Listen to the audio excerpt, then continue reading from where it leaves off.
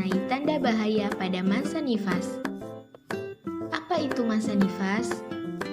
Masa nifas adalah masa yang dimulai setelah plasenta atau ari-ari keluar dan berakhir ketika alat-alat kandungan kembali ke keadaan semula seperti sebelum hamil. Masa nifas berlangsung sekitar 6 minggu atau 40 hari. Seperti yang kita ketahui bahwa 69% angka kematian ibu terjadi pada masa postpartum atau pasca persalinan, terutama setelah 24 jam pertama pasca persalinan. Oleh karena itu, penting untuk mewaspadai tanda bahaya pada masa nifas secara dini untuk mencegah dampak fatal dari komplikasi masa nifas yang dapat dikenali melalui tanda bahaya masa nifas. Tanda bahaya yang pertama adalah pendarahan lewat jalan lahir. Keluarnya darah pada ibu nifas adalah hal yang normal atau fisiologis. Namun, jika terjadi pendarahan dengan jumlah darah melebihi 500 ml, maka pendarahan dikatakan tidak normal. Biasanya, ibu nifas harus mengganti pembalut lebih dari 1 kali per jam setelah bayi lahir. Pendarahan yang terjadi setelah melahirkan dapat disebabkan oleh beberapa hal seperti atonia uteri atau rahim tidak berkontraksi, robekan jalan lahir, dan tertinggalnya atau terlepasnya sebagian plasenta dari rahim. Tanda bahaya yang kedua adalah keluarnya cairan berbau dari jalan lahir.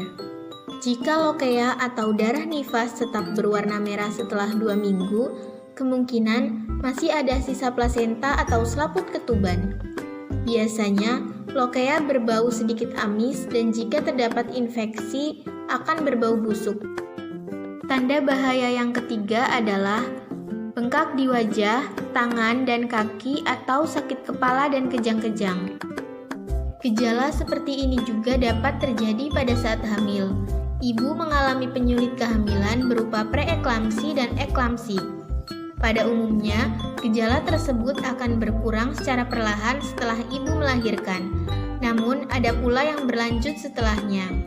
Apabila masih terjadi hal ini, merupakan tanda dari preeklamsi dan eklamsi postpartum yang harus diwaspadai dan memerlukan pemeriksaan segera. Tanda bahaya yang keempat adalah demam lebih dari 2 hari. Suhu tubuh ibu mungkin akan mengalami peningkatan pada hari pertama setelah persalinan.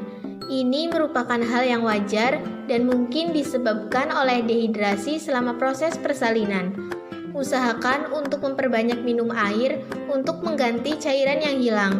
Namun, apabila setelah 24 jam suhu ibu tetap mengalami peningkatan sampai dengan 38 derajat Celcius atau lebih selama 2 hari dalam 10 hari pertama pasca persalinan, maka bisa jadi ini merupakan tanda bahaya masa nifas yang menunjukkan adanya infeksi setelah persalinan.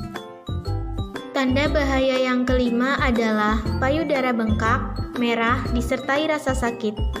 Pembengkakan payudara terjadi karena adanya gangguan antara akumulasi air susu dan meningkatnya vaskularitas dan kongesti. Hal tersebut menyebabkan penyumbatan saluran limfa dan vena.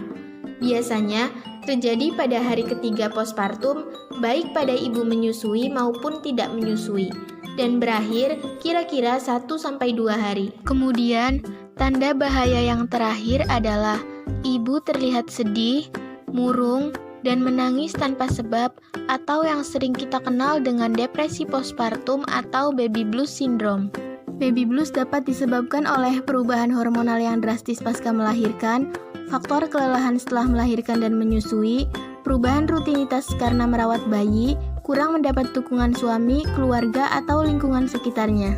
Biasanya ibu akan merasakan gejala seperti sering menangis, merasa cemas, rapuh dan tidak berdaya, mudi sepanjang waktu, gangguan tidur, dan merasa sendiri. Umumnya baby blues syndrome dirasakan 2-3 hari pasca melahirkan, lalu normalnya akan hilang setelah 2 minggu setelah melahirkan. Dan baby blues syndrome juga bisa dialami oleh ibu yang pernah melahirkan sebelumnya.